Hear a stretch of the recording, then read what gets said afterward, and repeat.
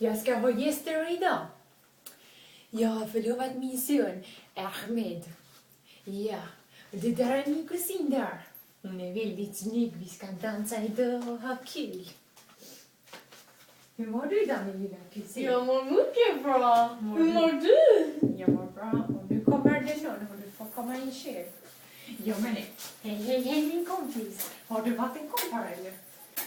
Du får ta det lite lugnt. Det blir lite smutsigt. Ta det lite lugnt. Jo, jag tar det lite lugnt. Det räcker. Sätt dig här. Jag måste ta min jacka. Var kan jag lägga den? Du kan lägga den bak. Jag ska sätta på lite musik. Kom min lilla kusin. Vi börjar dansa lite.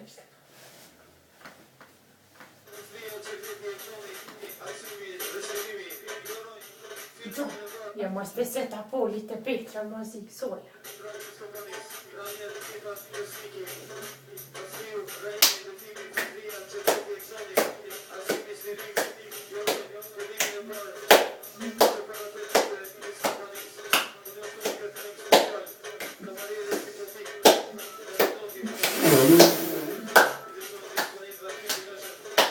Kom upp då lite också.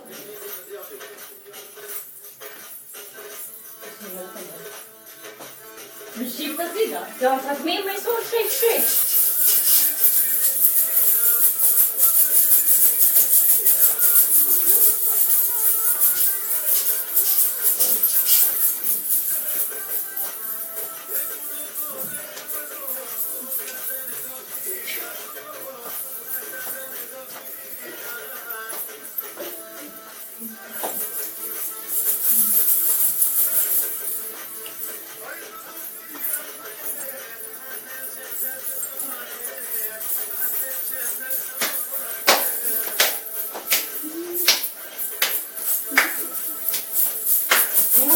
Sofia Robin.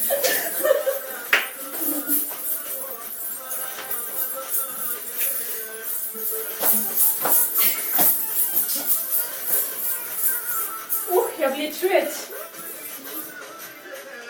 Vår familj, man blir inte trött.